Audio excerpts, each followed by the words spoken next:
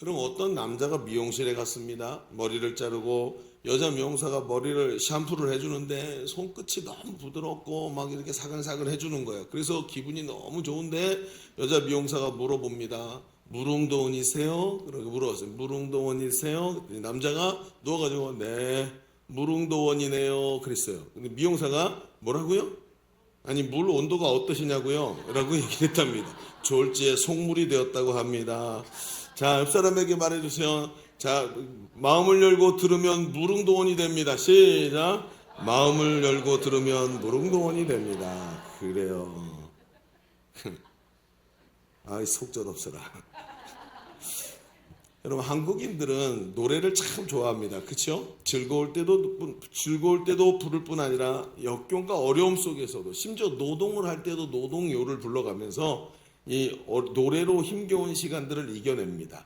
그래서 여러분 그리스 고대 사람들은 음악을 신이 준 선물이라고 생각했다고 합니다.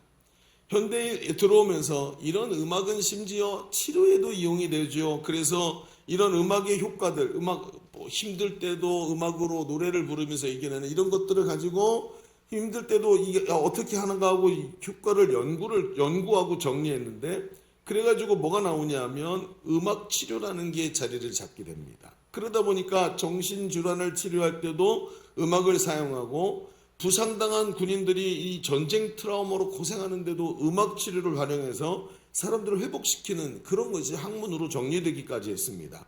음악이 단순한 감각적 자극이 아니라 사람의 마음과 연결되어 있기 때문에 마음을 여는 통로가 되기 때문에 그랬다는 거죠. 그러다 보니까 고대인들이 왜 음악을 신이 준 선물이라고 생각하는지가 보이게 됩니다. 그렇다면 성경에서는 하나님은 음악에 대해서 뭐라고 하실까요? 하나님은 음악에 대해서 1절 말씀하시지 않았을까요? 아니요. 하나님은 내가 찬양받기에 합당한 하나님이다 라고 말씀하셨다면 내 찬양을 우상에게 주지 않겠다.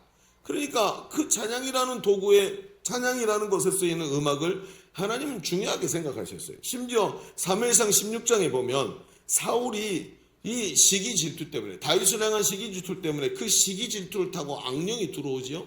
여러분 사람이 누군가를 미워하잖아요. 사탄이 들어옵니다. 악마가 들어옵니다. 귀신들이 들어오고 이게 사로잡혀 버려요. 그런데 다윗이 수금을 타면서 하나님을 찬양할 때 성경에 보니까 사울의 마음이 상쾌해지고 악령이 떠났다라고 기록을 합니다. 여러분 다윗이 수금을 잘 타서 그랬을까요? 노래를 잘 불러서 그랬을까요? 아닙니다. 다윗의 찬양 가운데 하나님의 임재가 있었기 때문입니다. 그러니까 노래라는 것, 음악이라는 것 자체가 아니라 그 음악이라는 것에 하나님의 임재가 더해지면서 하나님께서 그 음악을 도구로 쓰시더라는 겁니다. 여러분 우리 예배 가운데 찬양이 다 그런 줄로 믿습니다.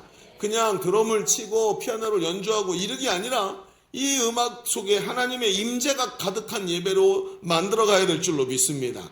다윗이 아니라 하나님의 임재가 귀신을 쫓아낸 것이고 음악이 아니라 성령께서 일하시는 장면이었다는 것입니다. 성경은 하나님의 임재가 우리 가운데 영원토록 함께 하신다고 했습니다. 그래서 심지어 뭐라 그래요? 내가 볼지어다 내가 세상 끝날까지 너희와 항상 함께 있으리라. 예수님은 임재를 약속하셨어요. 그 임재가 떠나지 않고 함께 하시겠답니다. 그렇습니다. 하나님의 임재가 모든 문제를 해결하는 능력인 줄로 믿습니다. 하나님의 임재가 우리에게 주시는 가장 큰 선물, 음악보다도 가장 큰 선물이 뭐냐면 하나님의 임재라는 것입니다. 하나님이 우리 안에 오셔서 여기 내 마음을 성전 삼으시고 여기 거하고 계시는 것, 나와 함께 계시고 내 속에 계시는 것을 임재라고 하는 것입니다. 그 임재 가운데 사람이 치료되고 임재 가운데 눈이 닫혀졌던 것이 열리고 임재 가운데 하나님의 영광을 보는 줄로 믿습니다. 임재 가운데 여러분 예배가 하나님의 임재 가운데 가득 들어갈 때 그 임재가 우리 안에 선포되고 우리 속에 있던 어둠의 권세가 떠나가는 줄로 믿습니다. 여러분 실제로 우리 교회에서는 찬송을 부르다가 그리고 예배를 마치고 일어났는데 고질적인 신경통과 허리 디스크 협착증이 그 자리에서 치유된 것도 우리 교회에서는 남아있다는 말입니다. 얼마나 강력한 임재가 있는지요. 여러분 제가 왜 이렇게 임재를 사모하는지 아시겠습니까? 예배 가운데 임재를 왜 이렇게 중요하게 생각하냐는 말입니다. 하나님의 임재가 모두에게 있으시기를 축원합니다. 사울왕은 그 임재 가운데 귀신이 떠나가고 영과 육이 건강히 회복이 됩니다. 사도 바울은 임재 가운데 눈에서 비늘 같은 것이 뚝 떨어지면서 조금 전까지 보이지 않던 십자가의 진리가 갑자기 보이기 시작합니다. 그는 임재 가운데 자신의 한평생을 사로잡고 있던 문제를 해결하고 완전히 새로운 인생을 살았다는 것입니다. 여러분, 이 하나님의 임재가 가장 큰 복이라는 것이죠. 그렇다면 이제 우리는 좀 생각해 볼 것이 있습니다. 우리는 어떻게 이 임재 가운데 들어가는 것을 경험하고 어떻게 눈이 열려서 하나님의 임재를 체험하게 될 것인가? 오늘도 눈이 열려서 하나님의 임재 가운데 들어가는 역사가 일어나야 할 줄로 믿습니다. 자, 주보 우리 3면을 펼쳐보시죠. 오늘 말씀을 그런 의미로 같이 보면서 말씀의 제목이 뭐라고요? 보이는 것과 보는 것이죠. 두 개가 같은 이야기인 것 같습니다만 사실은 다릅니다. 보이는 것은 그냥 수동태죠. 눈앞에 있기 때문에 보이는 겁니다. 보는 것은요, 능동태입니다. 내가 의지를 가지고 찾아보는 것을 말하는 겁니다. 둘 다 눈에 보이는 건 맞지만 둘이 이 두 가지가 다른 겁니다. 자, 그러면 이런 제목을 걸어놓고 오늘 하나님의 임재에 대해서 이야기를 좀 나눠보겠습니다. 자, 첫 번째는 이렇게 한번 써보실까요? 첫째, 눈을 열기 위해서 중요한 것은 시력이 아니라 인식입니다. 인식. 눈을 열어야 되는데 그래야 임재 가운데 들어갈 수 있는데 눈을 열기 위해 중요한 것은 시력이 아니라 인식입니다 라는 얘기를 해봅시다. 자, 오늘 우리가 읽은 누가복음 24장을 계속 보게 될 텐데요, 누가복음 24장은 부활 사건 이후에 엠마오로 가던 두 제자들에게 예수님께서 나타나신 사건이 기록되어 있습니다. 그런데 예수님이 그들에게 나타났는데 그들은 부활하신 예수님을 눈으로 보고 만났지만 전혀 알아보지를 못합니다. 아마도 그들이 일종의 큰 트라우마를 겪고 있는 것 같습니다. 예수님이 십자가에 죽으실 때 그 큰 절망감이 그들의 마음의 문을 딱 닫아버리고 너무 심각한 통증이 오니까 그쪽으로 향해있던 마음의 모든 신경을 탁 꺼버리는 이런 마치 단기적인 기억상실증 같은 아마 마음이 크게 상심해서 닫아버린 것 같습니다. 근데 성경은 그런 걸 뭐라고 얘기할까요? 바로 낙심이라고 말합니다. 낙심. 사람이 낙심이 되면 마음의 문을 딱 닫아버리죠. 그런데 예수님은 그걸 오늘 우리가 읽은 말씀에 보니까 말씀을 풀어주시면서 그들의 눈을 열어주시죠. 여러분, 여기서 우리가 알게 되는 것 바로 이 낙심이라는 것입니다. 우리가 살다 보면 낙심할 일들이 굉장히 많습니다. 사람에게 낙심이 오면 심지어 인생의 방향이 흔들리기도 합니다. 지금까지 내가 이게 맞다고 생각했는데 갑자기 낙심이 오니까 이렇게 말해요. 이게 맞나? 여태껏 내가 해온 게 맞나? 뭐 하려고 여태껏 이걸 했지? 라고 생각합니다. 왜요? 정말 실제로 그래서 그럴까요? 아닙니다. 낙심입니다. 잘 감당하던 믿음이 갑자기 흔들립니다. 하나님을 보던 시선이 세상을 보게 됩니다. 그러면서 한 발은 세상에, 한 발은 하나님께 두면서 이것과 저것을 저울질하면서 자꾸 살아갑니다. 신앙생활 잘하던 사람이 이런 모습으로 갔다는 것은 그게 바로 그의 마음에 낙심이라는 것이 들어간 것입니다. 기도가 응답되지 않았거나 문제가 생겼거나 그런데 그것에 대해서 해석할 수 있는 능력이 없어지고 하나님의 음성이 안 들린다고 생각될 때 낙심이 옵니다.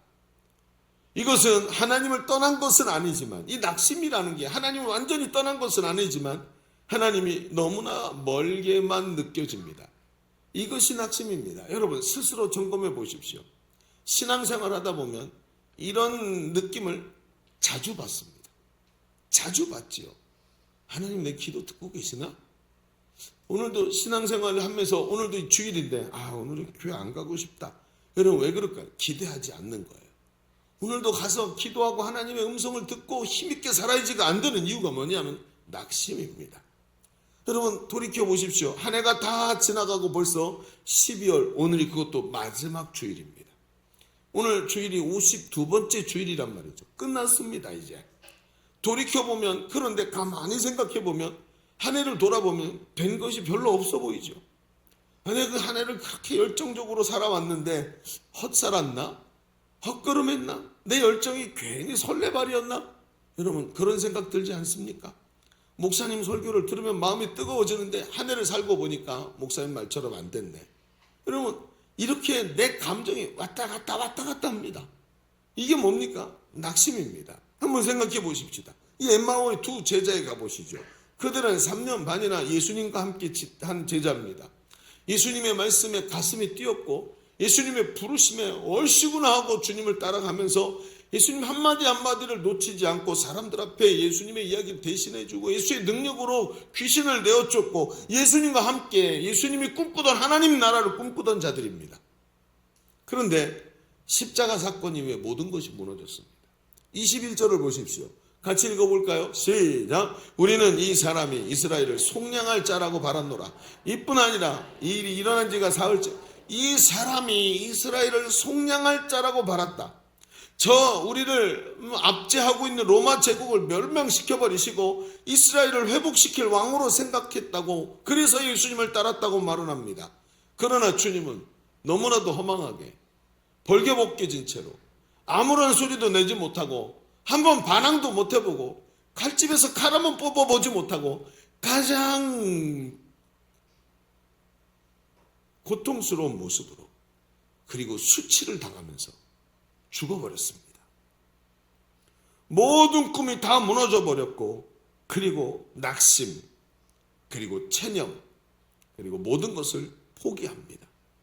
그리고 베드로가 나는 다시 고기 잡으러 가노라 하면서 디베라 바닷가로 갔던 것처럼 이들도 모든 꿈이 다 무너져 버리고 예전의 모습으로 돌아가죠. 그렇게 좋았던 큐티도 던져버리고 하루에 1시간씩 기도하지 않으면 가슴이 가래서 살지 못하던 사람이 기도는 접어놓고 그리고 옛날로 돌아가서 핸드폰에 중독돼서 계속 짧은 영상을 계속 반복해서 봅니다. 시간을 버립니다. 교회는 나오는데 한쪽 발이 여기 걸쳐 있어서 교회 나와서 예배는 드리는데 마음속에 하나님 주신 뜨거운 사명이 있는데 다 식어서 관심이 없습니다. 이게 바로 낙심이 주는 모습입니다. 여러분, 사람이 이런 일이 일어나지요? 다 그렇습니다. 아무것도 해도 아무것도 안 돼 있는 것처럼 생각이 됩니다. 그리고 이젠 더 이상 할 힘도 없고 동기도 없고 이렇게 생각합니다. 해볼 만큼 다 해봤어. 이쯤에서 그만두는 게 상책인 것 같아. 세상에 그러면서 세상적 방법을 찾죠.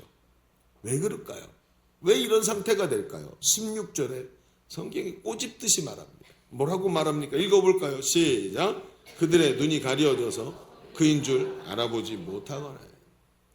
제자들의 눈이 어떻게 됐다고요? 가려졌대요. 눈이 가려져서 주님을 알아보지 못합니다. 언뜻 보면 전혀 이해가 안 되는 장면입니다. 왜요? 어떻게 이럴 수가 있죠? 3년 반이나 동고동락한 예수님, 그 예수님의 얼굴에 눈이 꽂혀가지고 말씀만 하면 그 얼굴을 바라보면서 그 말씀에 설레었던 그 예수님을 눈앞에 보고도 못 알아본다고요? 여러분, 사람이 낙심이 오면 영적인 눈이 어두워집니다. 옆에 있어도 멀리 있는 것처럼 느끼고 옆에서 말해도 귀에 들리지가 않습니다. 절망의 눈으로 현실을 보니까 절망의 눈이 딱 가리고 나니까 앞에 있는 게 하나도 보이지 않습니다. 주님이 옆에서 속삭이셔도 느껴지지가 않고 성령의 가슴을 두드리고 설교가 아무리 강력하게 여러분의 마음을 흔들어도 전혀 흔들리지 않습니다. 왜? 기대하지 않기 때문에. 제자들은 예수님을 마음에서 버렸고 지금도 저 다른 곳으로 내려가고 있지만 주님은 그들을 버리지 않고 끝까지 따라가십니다. 주님이 이들과 동행하시는 거예요. 여러분, 미국에 유명한 하버드 대학의 심리학 교수인 다니엘 시몬스 교수라는 사람이 있습니다. 이 다니엘 시몬스 교수가 크리스토퍼 차 교수 이 두 사람이 이제 어떤 연구를 하게 됐어요. 이 연구가 심리학 연구인데 이 연구의 내용이 뭐냐면 영상을 사람들에게 보여주는 거예요. 자, 이 영상을 잘 보시고 이제 문제를 낼 겁니다. 그래서 영상을 보여주는데, 자, 앞에 그림을 한번 보여주세요. 영상에 이런 그림을 보여준 영상입니다. 안 움직입니다. 저게 연구한 논문에 들어있는 영상이기 때문에 저게 이제 뭐라 그럴까요? 뭐라 그러죠, 그거? 저작권 문제가 심각하게 걸리는 거예요. 그래서 이렇게 보여드릴 수가 없어요. 자, 좁은 공간에 검은 옷을 입은 사람과 흰 옷을 입은 사람이 6명, 3명이 공을 들고 공 2개로 이렇게 토스를 하는 거예요. 공을 패스를 하는 겁니다. 패스를 하는데 공 2개가 검은색은 검은색에게 패스하고 흰색은 흰색에게 패스를 하는 거예요. 자, 그러면서 이야기를 합니다. 자, 여기서 패스를 몇 번 했는지 세는 겁니다. 자, 흰색은 몇 번, 검은색은 몇 번 했을까? 합쳐서 몇 번일까요? 하고 패스를 하는 장면을 보여주는 거예요. 그러면서 막 패스를 하는데 검은색과 흰색 옷을 입은 사람이 왔다 갔다 하죠. 그래서 한 번, 두 번, 세 번, 네 번 하면서 그 다음 장도 하나 보여주시겠습니까? 이러면서 막 서로 밀치기도 하고 하면서 이 패스를 하는 거예요. 자, 세야 되겠죠. 공이 몇 개라고요? 공이 2개예요. 공이 2개여서 패스하는 게 안 보일 수도 있고 해서 정신을 차리고 봐야 됩니다. 그런데 중간에 어떤 일이 벌어지냐면 중간에 다음 장 고릴라 탈을 쓴 사람이 지나가요. 이렇게 지나가면서 공을 들고 있는 게 아니고 가운데를 지나가다 앞을 보고는, 그리고 여기 지금 동영상이 어떻게 되냐면 이 사람이 고릴라 탈을 쓰고 고릴라 흉내를 냅니다. 가슴을 이렇게 치면서. 그리고 쓱 지나가요. 자, 그리고 나서 동영상을 끕니다. 자, 몇 번 패스했습니까? 12번이요, 13번이요. 답을 냅니다. 11번 한 사람은 정신을 안 차린 겁니다. 정답은 15번이었습니다. 11번 이렇게 정신을 안 차리고 할래 딴 생각하다가 다 놓친 거죠. 자, 그러면서 15번이라고 정답을 말해주고는 다시 물어봅니다. 그러면 중간에 고릴라를 보신 분? 하고서 이제 거기에 쓴 거예요. 근데 고릴라 보는데 쓰는데 고릴라? 나 못 봤는데? 이렇게 쓴 거예요. 다 봤더니 고릴라를 봤다고 한 사람은 11번이라고 쓴 사람이에요. 정신을 안 차리고 있던 사람은 고릴라를 봤어요. 지금도 정신을 안 차리면 고릴라가 지나갈 거는 보일 겁니다. 정신을 차리고 설교를 들어야 돼. 안 그러면 고릴라를 보게 된다. 그러니까 정신을 안 차린 거죠. 근데 15번이라고 쓴 사람들은 아무도 고릴라를 못 봤어요. 기가 막히죠. 아무도 고릴라를 못 봤습니다. 그리고는 이 교수가, 시몬스 교수가 영상을 다시 틀어 보여주는 거예요. 그제서야 이 사람들이 깜짝 놀랍니다. 저게 똑같은 영상인데 어떻게 저걸 내가 못 봤을까? 여러분, 그 시몬스 교수가 얘기합니다. 그들은 고릴라를 보지 못한 게 아니라 그걸 볼 여유가 없었다는 거죠. 눈이 열려 있지만 생각이 닫혀 있어서 볼 수 없었던 것입니다. 이쪽에 집중하면 다른 것이 눈에 보이지 않는 겁니다. 여러분, 눈으로 세상을 보는 것이 아니라 세상은 생각의 초점으로 보게 되어 있습니다. 눈이 아니라 마음으로 세상을 보는 거예요. 집중력이 있고 무언가를 성취해 본 사람일수록 더 이런 경향이 큽니다. 사업에 성공해 보셨습니까? 공부를 많이 해서 박사학위를 받고 유명해지셨습니까? 여러분, 그런 사람일수록 이 고릴라는 더 안 보입니다. 왜냐하면 눈에 보이는 게 아니라 눈은 눈으로 보는 것이 아니라 생각의 초점으로 세상을 보기 때문에. 여러분, 이 얘기가 많이 공감되시죠? 지금 대한민국의 상황이 이렇지 않습니까? 좌와 우로 갈라져서 서로의 이야기를 도저히 이해를 못합니다. 좌는 우의 얘기를 들으려고도 하지 않고 이해도 못하고, 우는 좌의 얘기를 들으려고 하지도 않고 이해도 못합니다. 딱 요 상태인 거죠. 세상의 초점을, 생각의 초점을 어디에 맞추고 있는가? 눈이 아니라 마음으로 봐야 한다는 얘기입니다. 시력이 아니라 인식인 것입니다. 엠마오로 가던 제자들은 절망의 눈이 멀어서 예수님이 옆에 계셔도 보이지 않았던 것입니다. 생각이 시선을 가리는 거예요.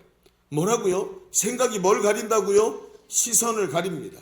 한번 부정적인 생각이 들어가니까 앞에서 아무리 잘해줘도, 아무리 좋은 것을 갖다 줘도 그게 좋게 보이지가 않고 삐딱하게 보이고 있습니다. 딱 이런 상태인 것입니다. 마음에 좌절이 오니까 부활하신 예수님을 보지 못합니다. 좌절의 시선이 눈앞을 가리는 것입니다. 그러니까 절망만 보이고 안 되는 것만 보입니다. 16절에 말하죠. 그들의 눈이 가려져서 그인 줄 알아보지 못하는구나. 그인 줄 알아보지 못해. 여러분, 눈이 가려졌답니다. 즉 무슨 얘기죠? 마음의 문제. 눈이 가려진 게 마음의 문제, 즉 믿음의 문제라는 거예요. 믿음의 문제.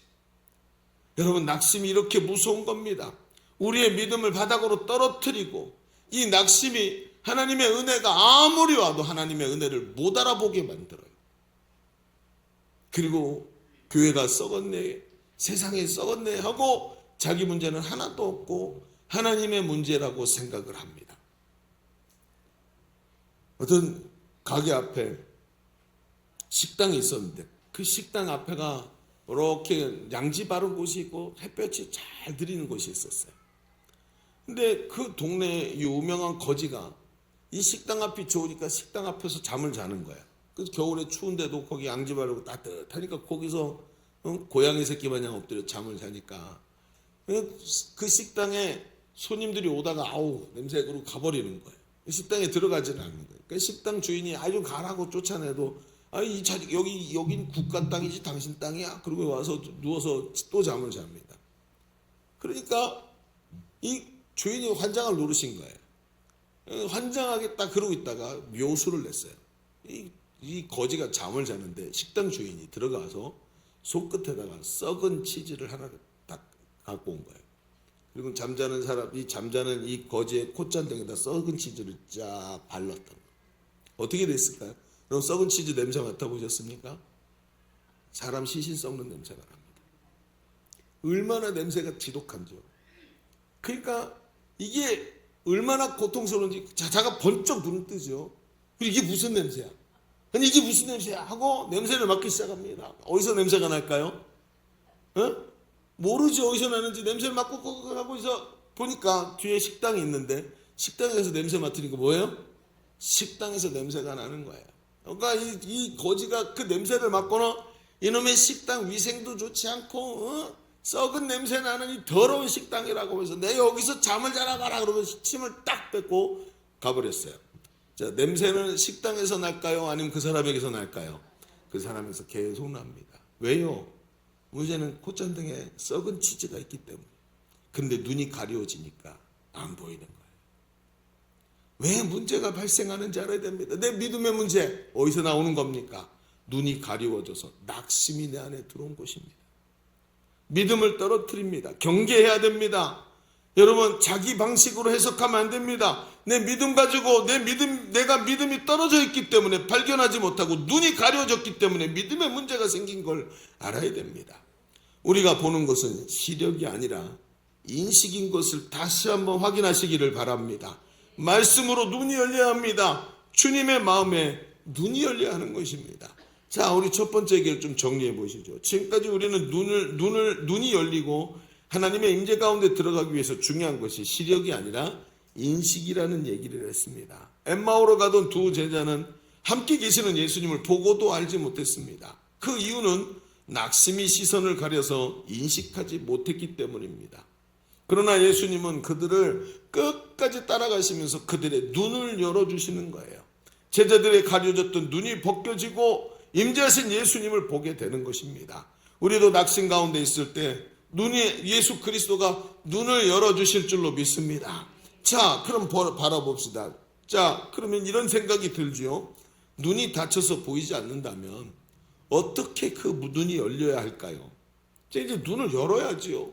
닫혀있다는 거 아는 것 가지고는 안 될 것 같습니다. 그럼 어떻게 해야 될까요? 자, 두 번째에다 이렇게 한번 써보십시다.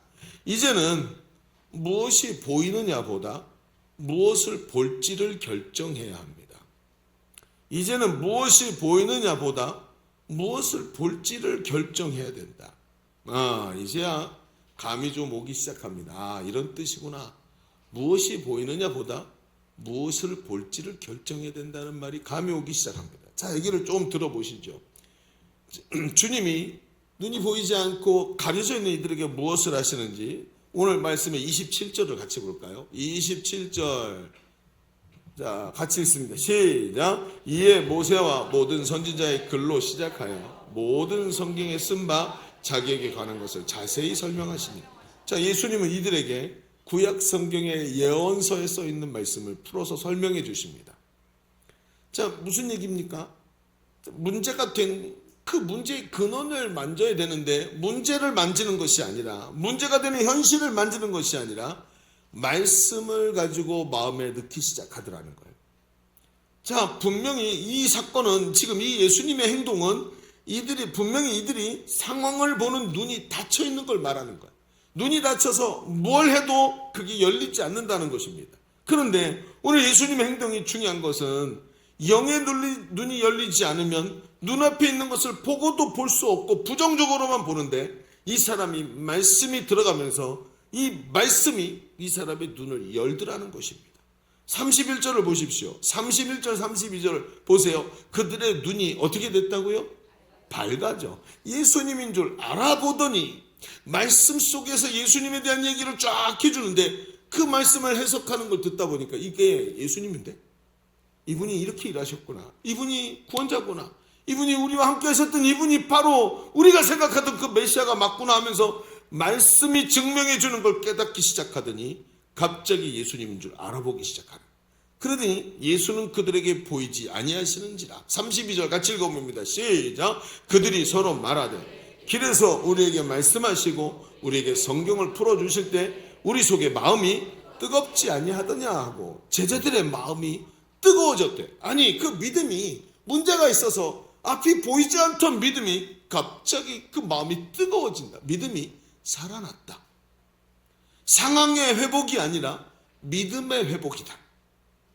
여러분, 이 말이 굉장히 중요하지 않겠습니까? 상황의 회복이 아니라 무슨 회복이라고요?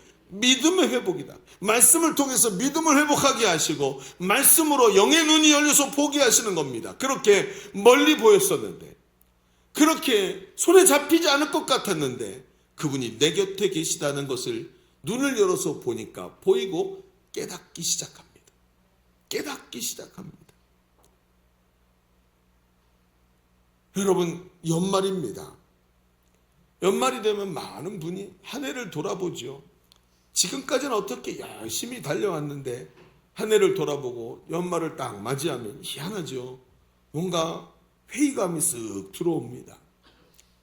이제 내 안에 열정이 약해지고 믿음이 약해져서 흔들거리는 나 자신을 봅니다. 기도해도 인생의 변화가 안 일어나는 걸 보게 됩니다. 여러분, 그럼에도 여러분 아셔야 됩니다. 하나님은 멀리 계시는 분이 아니라 언제나 내 곁에 계시는 분인 줄로 믿습니다. 비록 지금 내가 낙심해 있고 문제로 인해서 하나님이 멀리 느껴진다 할지라도 주님은 지금도 우리와 함께 하시고 가까이 계시는 분이신 줄로 믿으시기를 바랍니다. 이 믿음이 중요하지 않습니까? 여기서 알게 되는 것이 있습니다. 아, 그렇구나. 감정도 진리가 아니구나. 우리의 기억도 진리가 아니구나. 내가 뭔가를 많은 데이터를 가지고 아무리 분석을 해서 결론을 내도 그것이 진리가 아니구나. 속는 것이구나. 진리는 우리의 마음에 눈을 열어주시는 하나님의 말씀인 줄로 믿습니다. 말씀이 깨달아지면 진리가 보입니다. 여러분, 지난 시간을 돌이켜보면 내 속에 감정이 얼마나 칼춤을 추었습니까?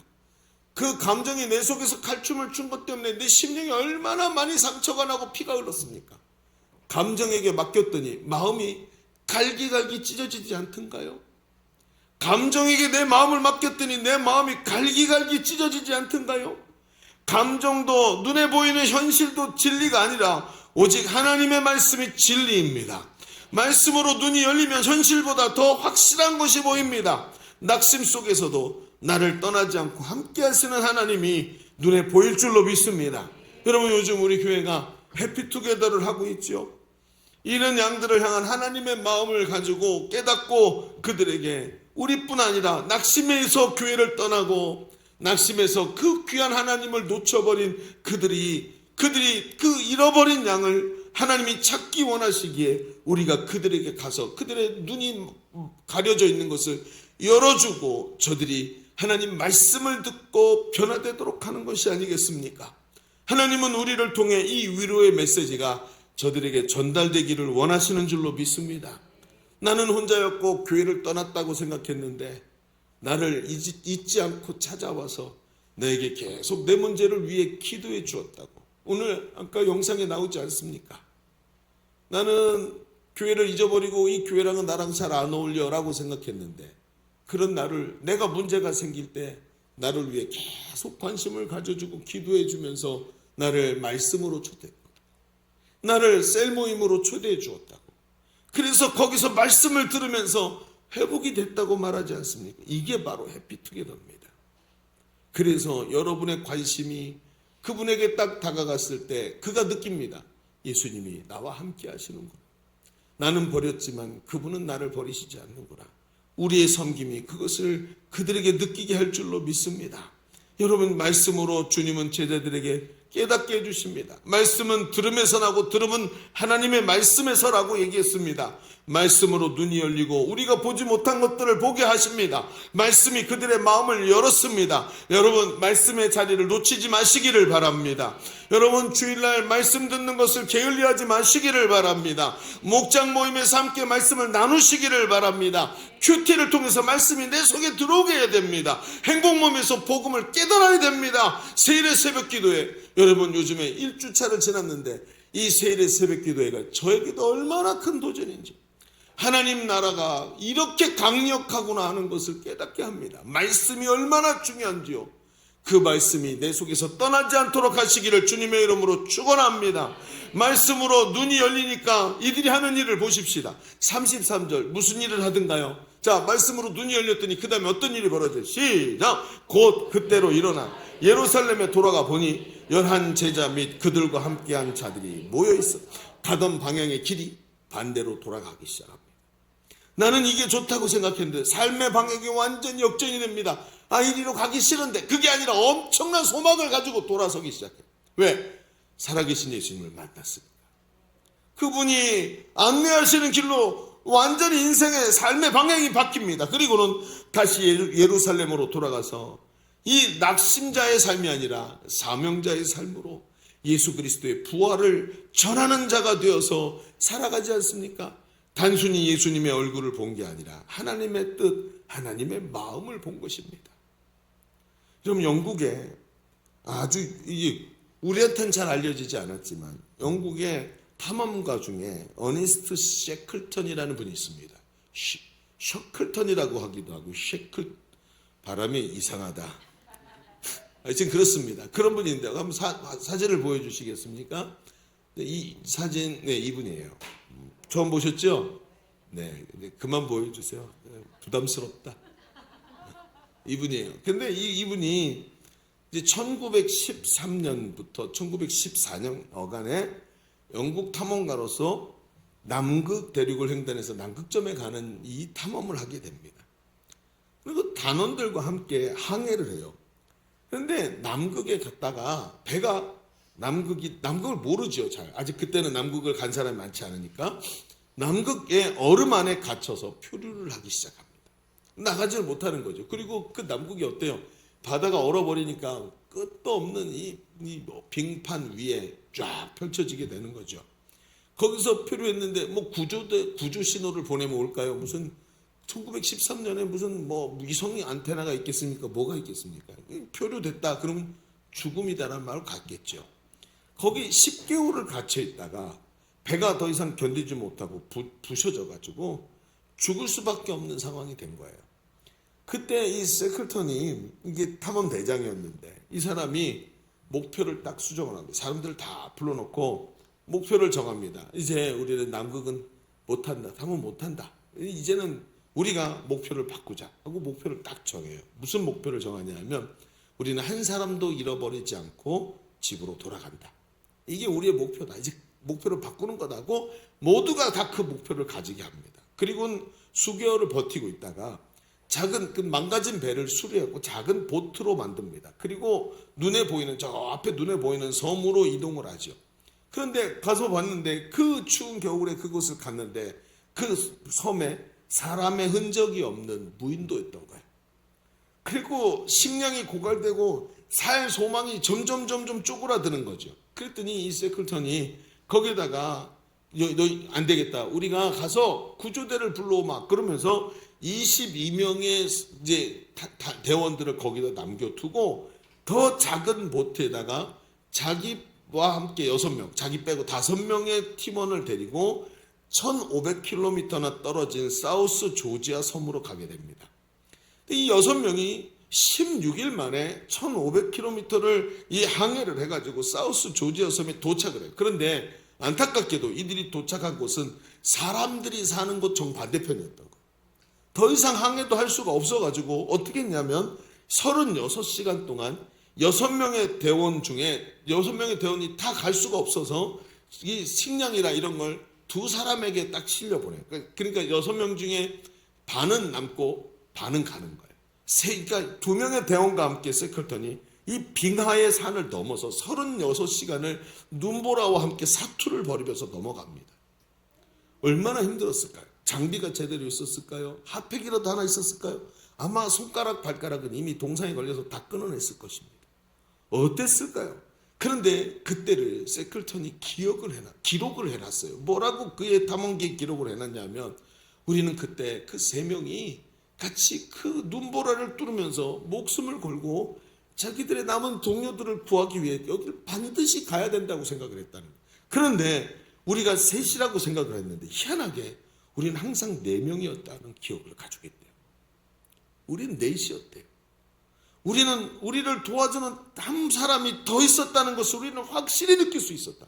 뭔가를 하면 문이 열리고, 뭔가를 하면 일이 되고, 누군가 손 하나를 받쳐주고 있고, 누군가 도와주는 걸 계속 느끼고 있었대요. 그런데 기가 막힌 건 나머지 2명의 대원도 똑같은 얘기를 하는 거예요. 우리는 3이 아니라 4이었다.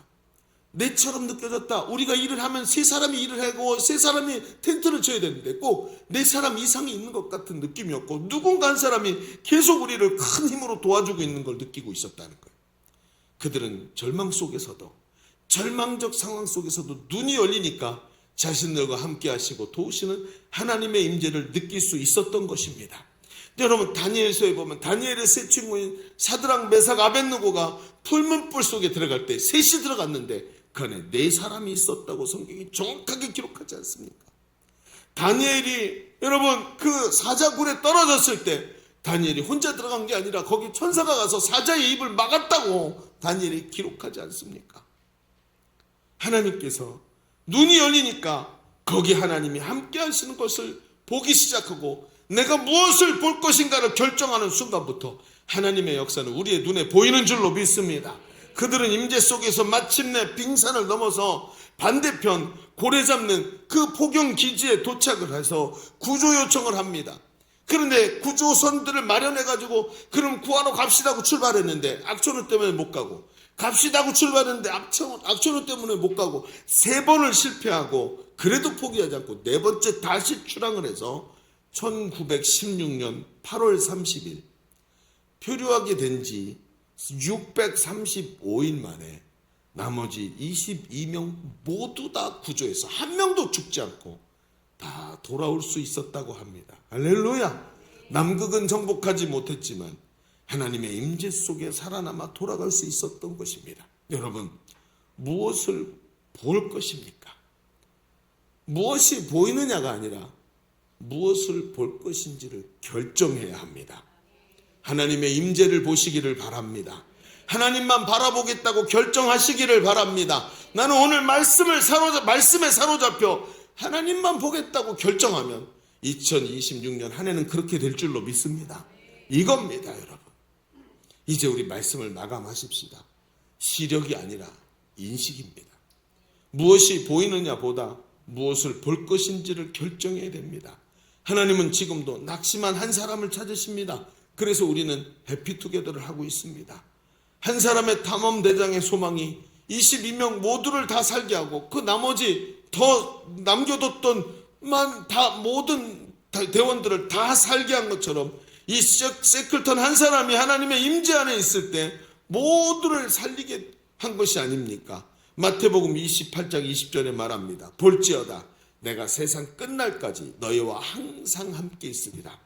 주님은 세상 끝까지 우리와 동행하시는 줄로 믿습니다. 우리 속에 임재하시는 줄로 믿습니다. 보이지 않아도 느껴지지 않아도 함께하고 계십니다. 주님이 함께 계시기에 낙심의 길이 아니라 그 길이 소망의 길로 뒤바뀌는 줄로 믿습니다.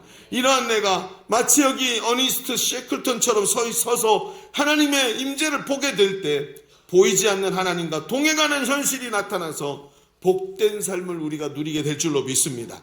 여러분을 통해 22명의 모든 팀원들이 구원받고 하나님 앞에서 우리의 삶과 가정이 변화되는 귀한 역사가 그 임재 가운데 있으시기를 주님의 이름으로 축원합니다. 축원합니다.